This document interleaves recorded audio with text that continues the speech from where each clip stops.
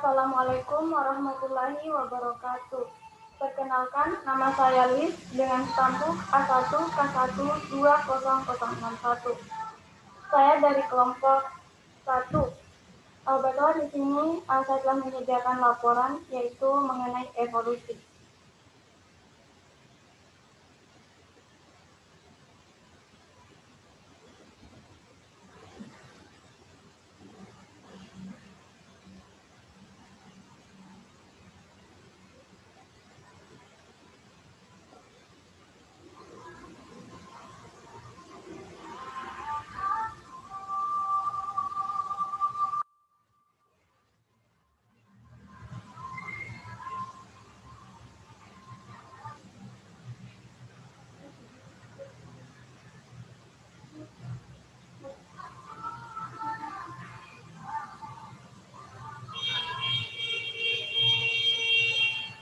Baiklah, di sini saya telah menyediakan sebuah PPT.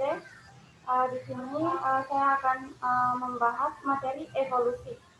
Baiklah, untuk mengefisienkan waktu langsung saja.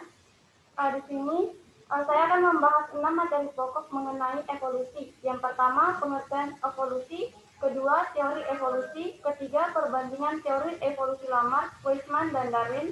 Keempat, mekanisme evolusi. Kelima, pengertian spesiasi. Dan yang keenam, yaitu bukti-bukti terjadinya evolusi. Pertama, pengertian evolusi.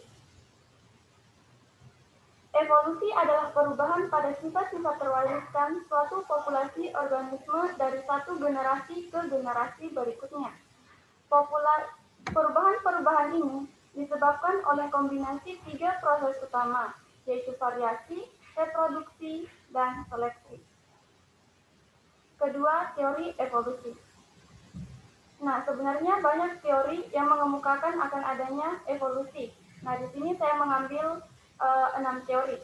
Yang pertama, Plato. Plato percaya pada dunia yang ideal dan abadi serta dunia maya yang tidak sempurna. Evolusi akan mengubah dunia. Menurut Aristoteles, dia menganut teori skala alami, suatu skala atau tangga yang kompleksitasnya meningkat ke atas. Kedua, selanjutnya, menurut Jean-Baptiste de Lamarck, ada 2 gagasan utama, yaitu gagasan us and visus. Dia mencontohkan awalnya nenek moyang jerapah berleher pendek. Menurut Carlos Robert, evolusi terjadi melalui seleksi alam. Makhluk hidup yang mampu menyesuaikan diri dengan alam dapat bertahan hidup. Selanjutnya yaitu menurut Alvaro Wallace, dia mengembangkan suatu teori seleksi alam yang dikemukakan oleh Charles Darwin. Selanjutnya yaitu menurut August Weismann, perubahan sel-sel tubuh akibat pengaruh lingkungan tidak diwariskan pada keturunannya. Evolusi menyangkut pewarisan gen lewat sel-sel kelamin. Yang ketiga yaitu perbandingan teori evolusi Lamarck, Weismann, dan Darwin. Teori evolusi Lamarck vs teori evolusi Darwin. Menurut Lamarck, jerapah yang berleher pendek menjulurkan lehernya untuk mencapai makanannya pada daun-daun cabang pohon yang tinggi. Oleh karena itu, leher jerapah menjadi panjang. Sedangkan menurut Darwin, evolusi terjadi melalui seleksi alam dengan adanya adaptasi makhluk hidup. Selanjutnya, teori evolusi Darwin vs teori evolusi Weismann. Sebenarnya Weismann tidak menentang pandangan Darwin, tetapi lebih menjelaskan pandangan Darwin mengenai seleksi alam. Weismann berpendapat bahwa perubahan sel tubuh karena lingkungan tidak akan diwariskan kepada keturunannya. Selanjutnya, teori evolusi Lamarck vs teori evolusi Weismann. Lamarck berpendapat bahwa makhluk hidup beradaptasi dengan lingkungannya melalui perubahan pada organ tubuhnya. Kemudian, sifat atau organ tersebut diwariskan kepada keturunannya. Teori Lamarck ditentang oleh Weismann. Weismann berpendapat bahwa perubahan sel-sel tubuh akibat pengaruh lingkungan tidak diwariskan kepada keturunannya. Mekanisme evolusi. Tidak ada makhluk hidup yang sama persis meskipun beradaptasi dalam satu spesies. Keberadaan macam-macam karakteristik yang dimiliki individu berperan sebagai pembeda antara individu satu dengan individu yang lain. Jadi, Evolusi pada makhluk hidup terjadi antara lain karena adanya variasi genetik dan seleksi alam. Variasi genetik terjadi karena adanya mutasi gen, frekuensi gen dalam populasi, dan perubahan perbandingan frekuensi gen. Seleksi alam yaitu adanya perubahan lingkungan yang terjadi dari masa ke masa mengakibatkan individu-individu yang hidup pada masa tersebut mengalami perubahan pula. Pengertian spesiasi. Spesiasi merupakan proses pembentukan spesies baru dan berbeda dari spesies sebelumnya melalui proses perkembangbiakan secara natural dalam kerangka evolusi. Spesiasi sangat terkait dengan evolusi.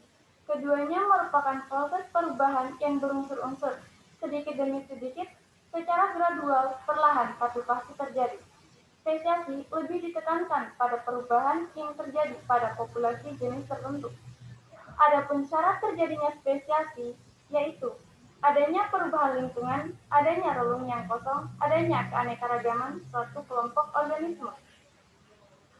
Bukti-bukti terjadinya evolusi. Untuk menunjukkan bukti-bukti bahwa proses evolusi itu ada, kita dapat melakukan pendekatan terhadap kenyataan atau fakta yang ada di sekitar kita.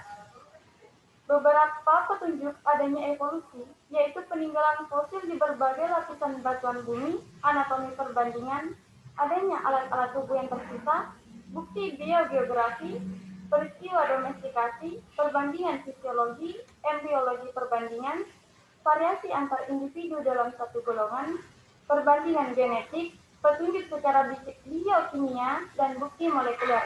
Dan di sini saya telah menyediakan gambar mengenai keanekaragaman jenis lensa pada 4 kelas Mollusca sebagai bentuk adanya bukti evolusi.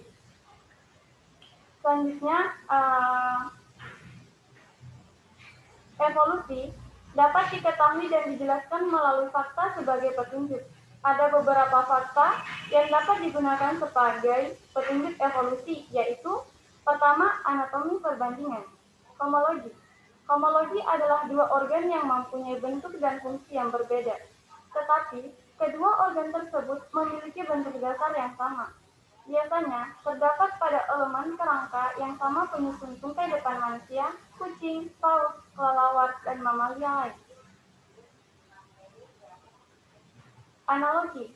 Analogi adalah dua organ yang mempunyai bentuk dasar yang berbeda, tetapi akibat peristiwa evolusi konvergen menjadikan organ tersebut mempunyai fungsi yang sama.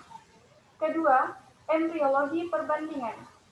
Embrio hewan dan manusia menunjukkan kecenderungan yang sama. Ketiga, fisiologi perbandingan. Pada umumnya, ditemukan persamaan proses fisiologis antara berbagai makhluk hidup, misalnya dalam hal sintesis protein, proses metabolisme, respirasi, ekskresi, dan lain-lain. Keempat, petunjuk dari alat tubuh yang tersisa atau vestigal. Organ vestigal adalah bukti evolusi melalui seleksi alam. Yang kelima, yaitu petunjuk paleontologi. Paleontologi merupakan ilmu yang mempelajari tentang fosil. Fosil adalah sisa makhluk hidup yang telah membatu. Yang keenam, yaitu biogeografi. Penyebaran geografis spesies atau biogeografi adalah hal yang pertama kali memberi ide akan adanya evolusi kepada Darwin. Baiklah,